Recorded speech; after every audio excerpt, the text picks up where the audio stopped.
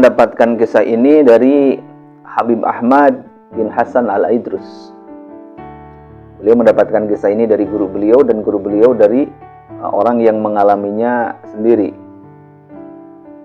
Nah, ini beliau bercerita bahwa beliau punya seorang sahabat, seorang ulama yang begitu karismatik dan disegani banyak orang.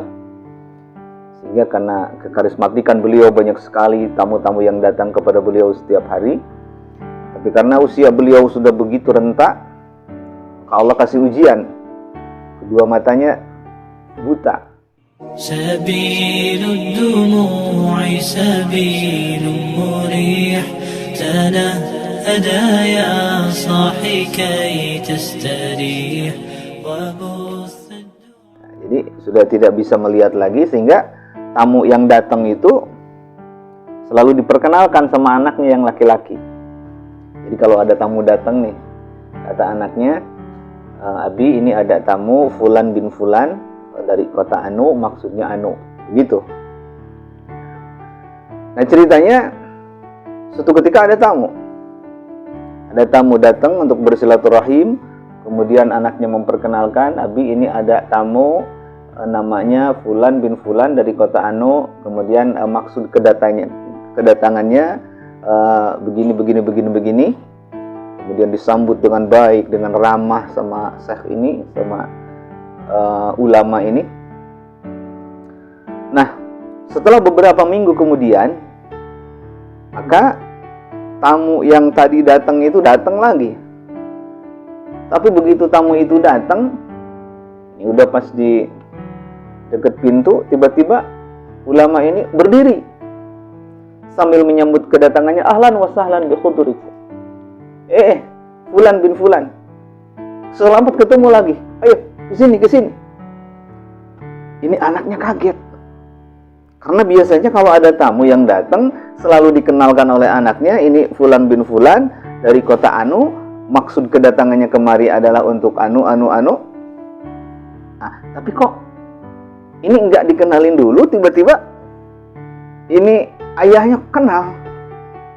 Maka ditanyakan sama anaknya, ini kok Abi tahu yang datang? Padahal saya belum memperkenalkan dia. Kemudian ayahandanya mengatakan, sesungguhnya orang ini mempunyai ciri khas. Orang ini tubuhnya begitu wangi.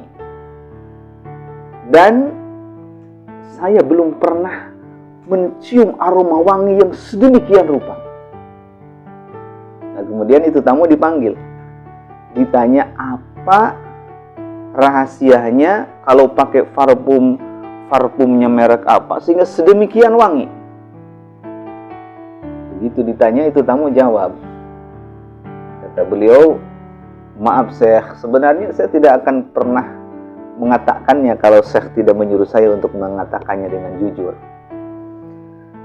Sebenarnya begini. Jadi itu si tamu bercerita. Sebenarnya begini, saya tuh seorang pensiunan.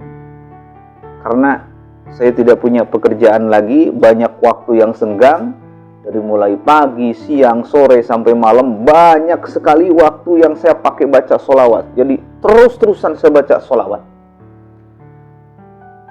Sampai banyaknya sholawat yang saya baca, saya nggak ingat lagi berapa sholawat yang saya baca tiap hari. Pokoknya banyak sekali. Suatu ketika saya bermimpi, kata tamu. Suatu ketika saya bermimpi ketemu sama baginda Sallallahu Alaihi Wasallam. Saya berhadap-hadapan dengan Nabi, tapi saya tidak sendiri. Sebelah kanan saya ada 2 orang, sebelah kiri saya ada 2 orang. Saya menghadap baginda Nabi. Kemudian Nabi mengatakan kepada kami berlima, kata Nabi, man minkum aktsaru sholatan alayya.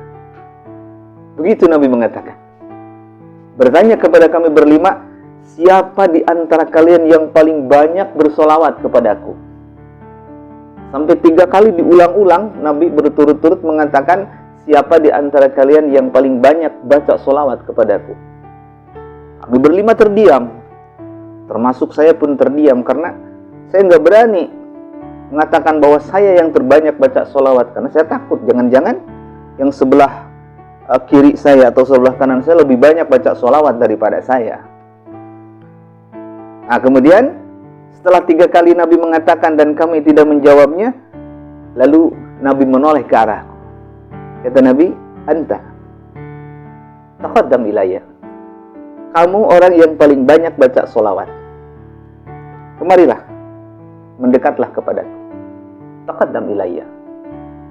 Kemudian kata orang tersebut, aku mendekat kepada Nabi sampai sedemikian dekatnya dengan Nabi. Lalu setelah itu aku dipeluk oleh Nabi. Setelah dipeluk oleh Nabi Shallallahu Alaihi Wasallam, maka selesai mimpiku. Jadi mimpiku selesai, mimpinya keburu bangun, mimpinya kebawa bangun, dan setelah saya bangun, saya kaget karena sekujur tubuh saya wangi sekali. Masya Allah. Jadi hadirin, rupanya itu yang membuat pecinta sholawat, pecandu sholawat tersebut badannya wangi sekalipun tanpa minyak wangi. Bahkan yang membuat takjub ulama tadi, setelah kepergian si tamu tadi, tempatnya untuk beberapa hari masih wangi, saudara. Masya Allah. Begitulah keberkahan daripada sholawat Nabi Sallallahu Alaihi Wasallam. Semoga kita mencontoh apa yang dilakukan oleh orang soleh tadi, senantiasa perbanyak sholawat pagi, siang, sore, malam, bahkan lebih baik tanpa hitungan, sebanyak-banyaknya.